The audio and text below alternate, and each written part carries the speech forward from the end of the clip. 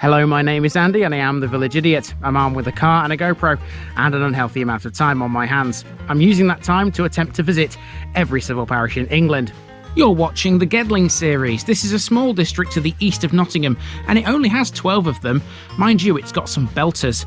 Let's take a look. Welcome back to Gedling, everybody, for the 12th and final time. Now, in the last episode, we saw Newstead Abbey. Now, to get to Newstead Abbey by using a vehicle, you have to come through this place first. It is possible to walk to Newstead Abbey from Newstead Village if you know where to go, but most people opt to come through here first. So if you come to the Abbey, you'll be passing through the parish of Ravenshead.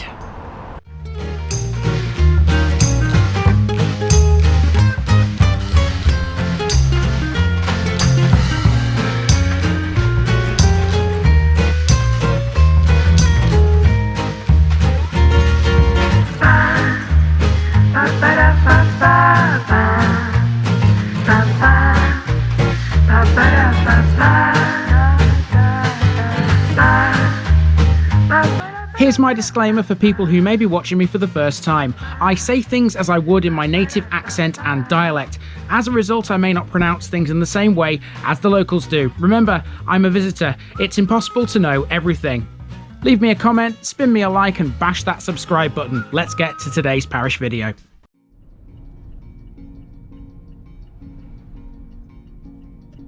Ravenshead. For the 12th and final time, welcome to the Nottinghamshire district of Gedling, and I've saved the biggest until last. This is Ravenshead, which has a population well in excess of 5,000 people. It's essentially a massive housing estate, mostly built during the 1950s and 60s, although it's been considerably added to in stages since then. Located on the A60 and not far away from the M1, its modern purpose is pretty simple. It's a commuter village for Nottingham.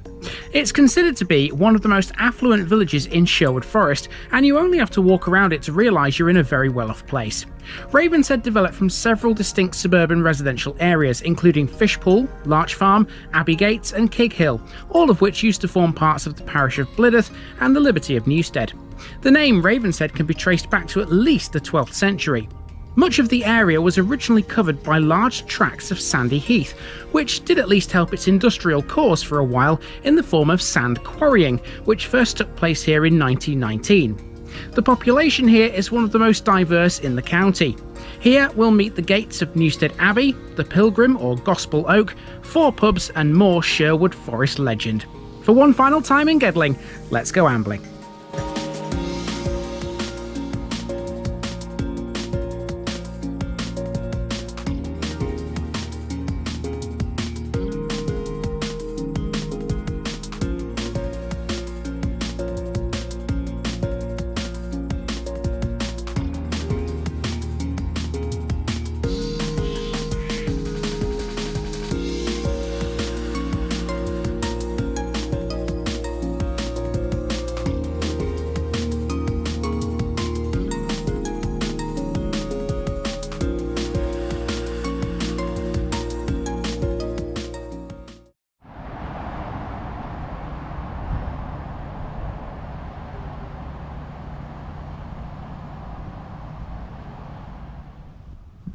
We begin in what is essentially the oldest part of Ravenshead. Immediately after World War I, people began to move to the area, and some of the earliest houses here are on Sheepwalk Lane, Nottingham Road, Longdale Lane and Vernon Crescent. Ravenshead is still centred around that area today. This is Milton Court, a pedestrianised precinct with a post office, several shops, food takeaways, hair salons and everything else modern life demands. The old phone box is now a planter though. It also has a combined library and health centre, added in 1972. It recently celebrated its 50th anniversary. The majority of the precinct was built in the early 1960s at a time when Ravenshead was just starting to gain its modern identity. The post office opened in 1966. True, it may look a little outdated now when compared to more modern shopping precincts, but Milton Court is still a hive of activity. It's the ideal place for a parish notice board then, isn't it? Folks, this is the last one of the 12 in Gedling, so with this card, the district comes to a close. We made it! We've still got a walk to finish though, and there's a lot more to Ravenshead than just a collection of shops. Let's head out now onto Vernon Crescent. There we find the village hall, built after a fundraising campaign in 1968. The foundation stone was laid by Princess Alice, Countess of Affluent. It features a large stage, a fully stocked bar, and it's also suitable for ballroom dancing. A theatre group regularly meet here every Wednesday too. Next door is Abbey Gates, one of 2 primary schools in the village. The other one is further around the route. Abbey Gates was founded in 1967, taking its name from the literal gates of Newstead Abbey. It serves mainly the local village community, but around a third of its pupils also come from further afield.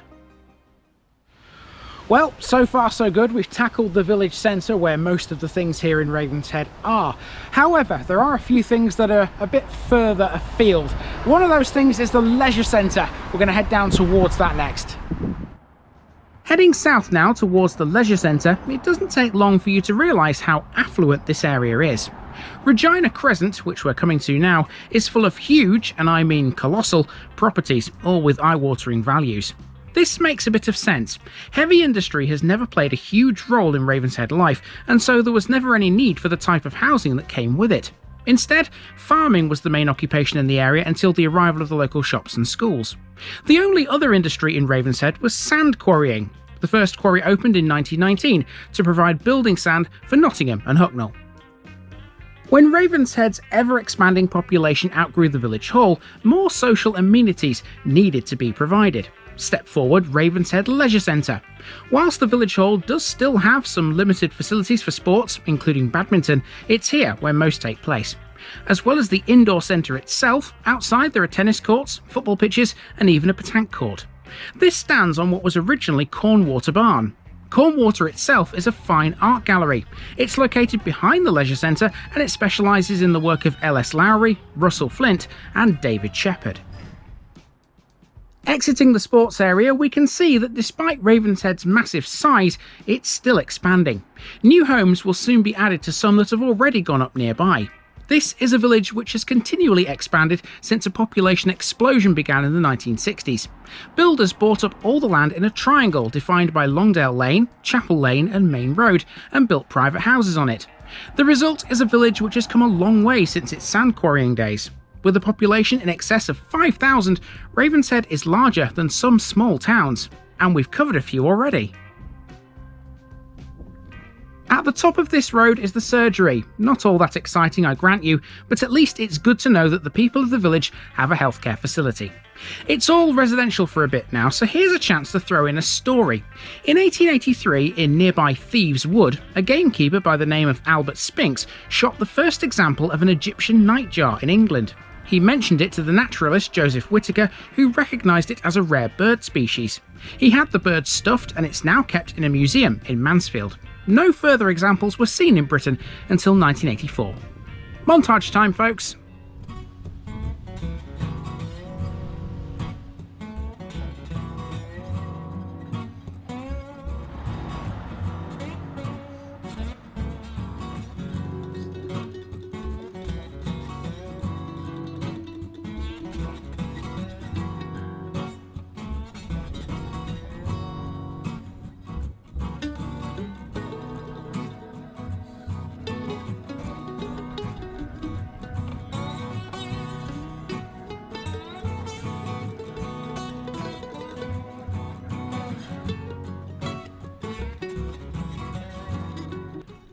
At the end of Church Drive now, here we have the first of 4 pubs, the Sherwood Ranger. This opened in 1971 and its name reflects the close connection between Ravenshead and the former Sherwood Rangers Yeomanry. It stands on the corner of Chapel Lane, which has some interesting bits of history itself. It's named after a former United Free Methodist chapel which stood where number 12 is today. At number 40 Chapel Lane is the Slaney Stone, memorialising John Slaney of Longdale Farm, who died in 1893. Using this path, we're heading back into suburbia once again. So for a lot of this route thus far, I seem to have been climbing a hill. But you know what they say, what goes up must come down. And we're nearly at the top of said hill, which means we'll soon be coming back down the other side. There's a few more landmarks to see within the main village cluster. There's another school, there's also a church. And then we're going to take a drive around some other places within Ravenshead Parish. There's a few things that are on a road that runs right along the sort of northern edge of it all. We'll catch that at the end. Now we're on Waltham Road, a handy little link to Swinton Rise. It's named after Herbert Swinton, who moved to the area in 1930 and developed large areas of land off Sheepwalk Lane. Ravenshead C of E School stands upon it today. This was formed in 1999 after the amalgamation of two former schools. They were Pilgrim Oak County Infant School and Martin Row C of E Junior School. Ofsted regularly categorised this school as outstanding. While we're on the subject of schools, most of Ravenshead's secondary-aged children attend Joseph Whittaker School in the neighbouring village of Renneth. You might be thinking as we turn onto Summer Court Drive that this is just another residential street. It is, but down here there's a bit of history that you can't see. This is Cambourne Gardens, where in 1966 a hoard of gold coins and jewellery was discovered on a building site. Reputedly, they were buried by someone fleeing south after the Battle of Hexham in May 1464. They're now on display at the British Museum. As this was a building site and didn't have an official title, the name given to the hoard was Fishpool, one of the 3 tiny hamlets that predated the modern Ravenshead village. We're back to Sheepwalk Lane, and next on our list is the church. Now, originally the only church in this area was the one on Chapel Lane. Built in 1864 and demolished in 1960, it could only hold 12 people and was believed to be the smallest chapel in Nottinghamshire. Other worshippers had to travel, heading either to Blidworth or Papelweg instead. In 1948, though, the first St Peter's Church was built in an area known as Larch Farm. It served the growing village until the late 1960s, and in 1971, the foundation stone of this, the modern St Peter's Church, was laid. 50 years later, it's still going strong. Our last section sees us use part of National Cycle Route 6, and this will take us towards Newstead Abbey. The private road that runs alongside this is called Pilgrim's Close. That name will make sense in a moment. At the end of this path, the gates, located on the A60, come into view. When Newstead was populated by monks, each week 14 loaves and 7 flagons of ale were set aside for the local poor and were given away at the Priory gates. These days there's no monks, but there is a bus stop where 3 services stop daily. See that tall oak tree behind it? That's rather important too. This is the Pilgrim or Gospel Oak, an important landmark historically for those visiting Newstead. This is where pilgrims would stop and read the Gospels before going down to the Priory. People would also celebrate certain festivals around the tree too. We have one final landmark on the walk, and that would be the Hut. This pub stands where the first building in Ravenshead was probably located. Its name is a historical nod to a time before the abbey was built.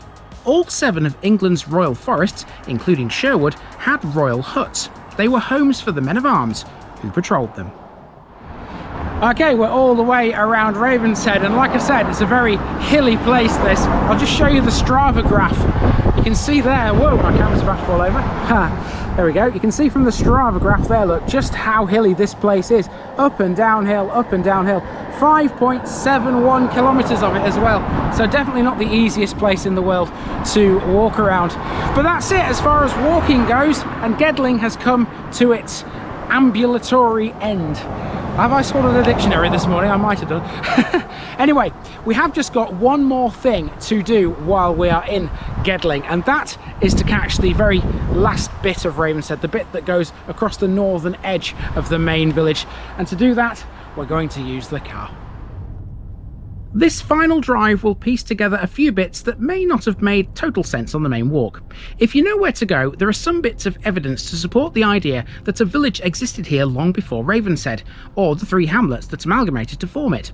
A few clues can be found on Main Road. Via Chapel Lane, we start at the eastern end of it. It's the B6020, which we are already familiar with. It's the one that links Blidworth to Kirby and Ashfield. First up along here is Raven's Lodge, where the local scout group meet. Begun in 1965 by Les and Gladys Goff, initially they met in a barn at Larch Farm before moving here in 1971. Ravenshead has a big connection with Robin Hood. Well, we are in Sherwood Forest after all.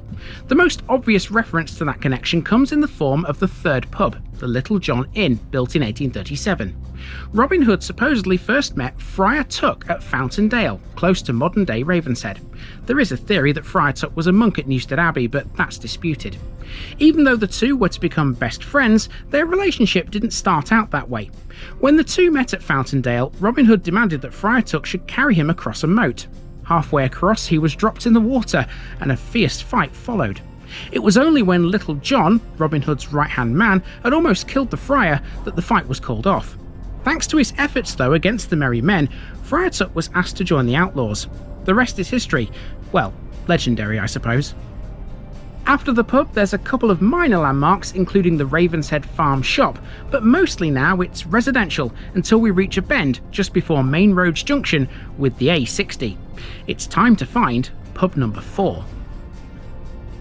And that would be the Larch Farm, which used to be an actual farmhouse before its conversion to a pub and restaurant. Larch Farm was owned by the Newstead Abbey estate.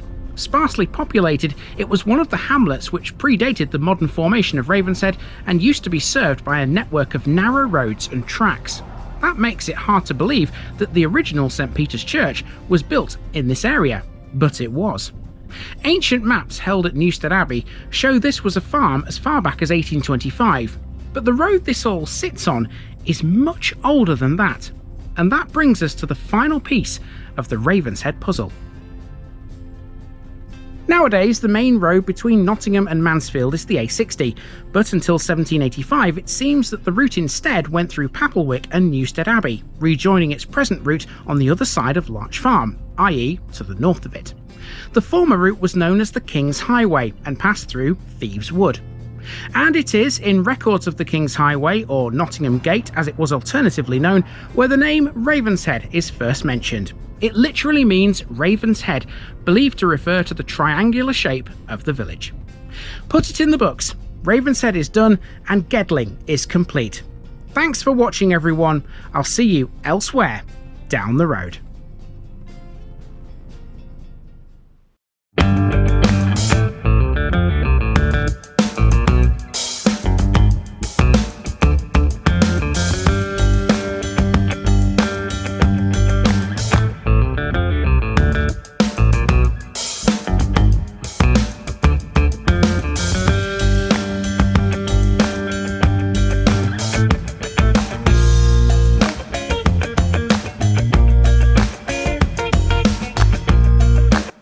Thanks for watching this video, folks. Don't forget to like this episode if you haven't already. It really makes a difference with YouTube. If you're new here, subscribe to the channel for more videos like this and give us a share too if you've got friends who'd like it. You can find all the links to my social media accounts below, as well as my Buy Me a Coffee page where you can donate to the channel. Also, if you've enjoyed this episode, have a look at some more videos in this series. Until next time, I've been Andy, also known as the Village Idiot, and I'm out.